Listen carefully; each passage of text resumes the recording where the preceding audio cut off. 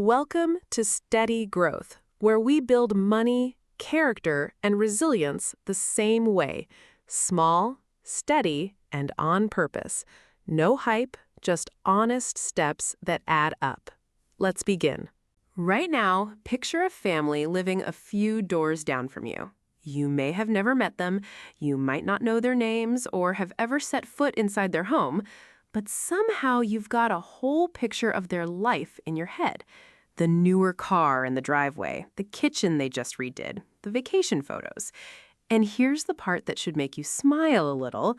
You've quietly started measuring your own life against theirs. These are the Joneses.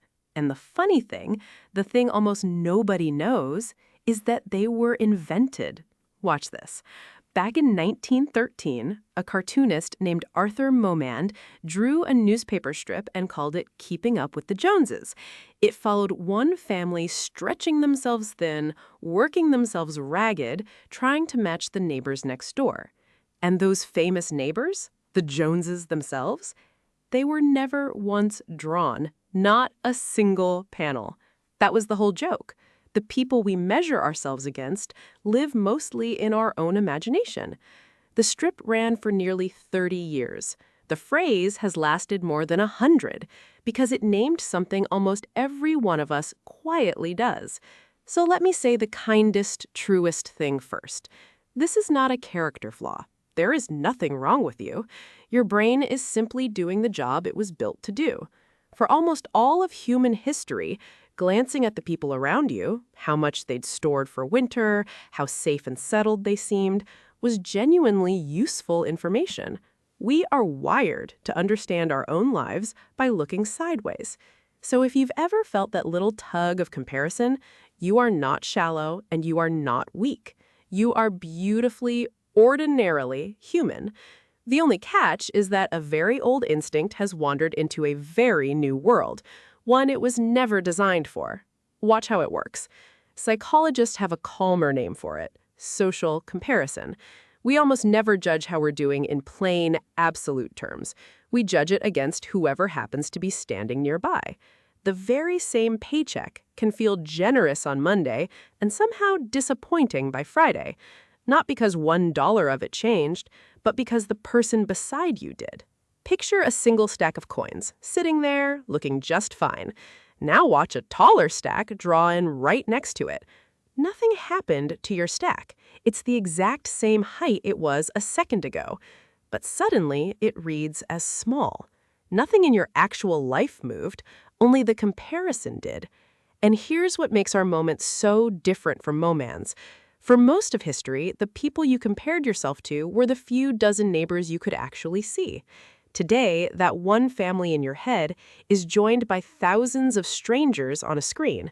Watch the little house in the middle, and now watch the phones light up all around it, each one a tiny window into someone's best possible day. The trip, the promotion, the spotless kitchen. Social media hands you an endless feed of everyone's highlight reel and gently invites you to hold it up against your perfectly ordinary Tuesday. It's the Joneses multiplied by the entire planet, delivered to your pocket all day long. No wonder the gap can feel wider than ever, and no wonder it isn't your fault that it does. Here's a small idea that I think sets people free. Comparison itself isn't really the villain. An unaimed comparison is. Watch one arrow point inward at you. Left alone, glancing at someone further ahead just quietly drains you. Now watch a second arrow point forward at a target. Pointed on purpose, that same glance becomes information. Proof that something is possible. A clue about what you actually value. So you don't have to stop noticing other people. That's not realistic, and honestly, you don't need to. You just change the question. Instead of asking, "What does this take from me?" you ask, "What, if anything, does this teach me?" Most of the time, the honest answer is, "Nothing I really want," and you get to let it go. Once in a while, it points at something real, and now the comparison is finally working for you instead of on you. Now here is where it quietly gets expensive. Watch this. When we finally close the gap, The upgrade, the bigger place, the nicer car. The good feeling is absolutely real. It's just so much shorter than we expect. Watch the happiness bar fill right up, glow for a moment, and then drain back down near where it started. The new thing becomes the new normal, the new baseline, and a fresh gap opens up just ahead. Psychologists call this hedonic adaptation. Most of us just know it as that quiet, restless sense that it's never quite enough. There's a name for the money version too, and you've felt it. Lifestyle creep. Watch a staircase draw upward, step by step. As your income rises, your spending quietly climbs right along with it. A slightly nicer car, a slightly bigger place, a few more subscriptions. And every time you reach the top step, watch one more step draw in just above you. You earn more and somehow end up feeling exactly as stretched as before. You're running faster just to stand in the same spot. But look closely, because there's wonderful news hiding right inside that. If the gap is largely manufactured, built out of comparison and adaptation and neighbors you've never even met, then it's also something you can simply step out of.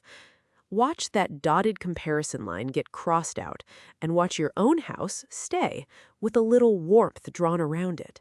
Contentment, it turns out, is not a personality you were either born with or not. It's a practice, a skill, something you genuinely get better at on purpose. And it starts with one deceptively simple move: deciding, deliberately, what enough looks like for your family, instead of letting the whole world decide it for you. So here's the idea worth keeping from today. Watch these 3 words draw in big and get underlined. Define your enough. That's the whole thing. And 3 small habits make it real. First, notice the comparison the very moment it shows up. Just naming it takes most of its power away. Second, try writing a short enough list, the handful of things that genuinely make a meaningful life for you. Most people are surprised how short the honest list turns out to be. And third, keep your family's real values written down somewhere you'll actually see them. So when a new want shows up, you can ask the one question that matters. Will this truly bring value to my family, or is it just the Joneses? Your values are how you tell the difference. And to be clear, none of this is about guilt. It's not about pretending you don't want nice things or feeling bad when you do. Wanting a comfortable home and good experiences for the people you love is completely human and completely fine. The goal was never to want less for its own sake. The goal is to want on purpose, to make sure the things you're reaching for are genuinely yours and not borrowed from someone else's driveway. And if you want one concrete move that turns all of this into real dollars, here it is. When your income goes up, the raise, the bonus, the bit of side income, don't let your spending quietly rise to meet it. Decide in advance where that difference goes before it ever touches your everyday life. Watch the raise arrow split. A small branch to everyday, a bigger branch to a jar marked chosen. Savings, debt, the family goal. Some people call it paying yourself first. You could just call it banking the raise. It works because it beats lifestyle creep to the punch. The money is committed before comparison can spend it for you. And watch the jar, because here's the quiet plot twist that fits this channel's whole name. Invested patiently, that gap compounds. Small, steady amounts becoming real freedom over the years. The dollars you don't spend keeping up are the very same dollars that, left to grow, can one day mean you never have to keep up again. Now, let me be honest with you, because on this channel, calm and accurate beats clever. Defining your enough does not mean settling, and it doesn't mean ambition is the enemy. Wanting more for your family can be a beautiful, healthy thing. The line isn't between wanting and not wanting, it's between wants you chose and wants that were handed to you through offense. Some of the gaps you feel are worth closing. Go close them, on purpose, with your whole heart. The skill is simply telling your own dreams apart from the echoes of someone else's. Because in the end, this was never really a story about money, it's a story about attention.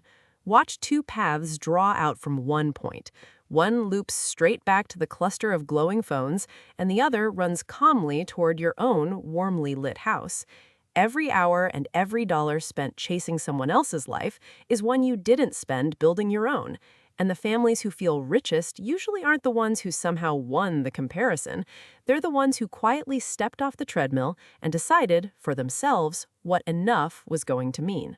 So the next time you notice that family in their driveway, you don't have to resent them and you don't have to race them. You can just smile, let it go, and walk right back into your own beautiful life. Run your own race and let the small, steady choices add up, because that, far more than any single big leap, is how real growth actually works. You've got this, and I mean that. It truly helps to define your enough. Thanks for thinking with me today. I'll see you in the next one. If something here was useful today, the best thing you can do is use it tonight in one small way. And if you'd like to keep growing with us, you're welcome in our tribe at familycreative.org. It's where we gather the tools and resources we build for people doing this on purpose, and where you can learn more, share what's working, and help someone a few steps behind you. That's the whole point. Small, steady, together. Be kind, try hard, do the work, build the family. We'll see you in the next one.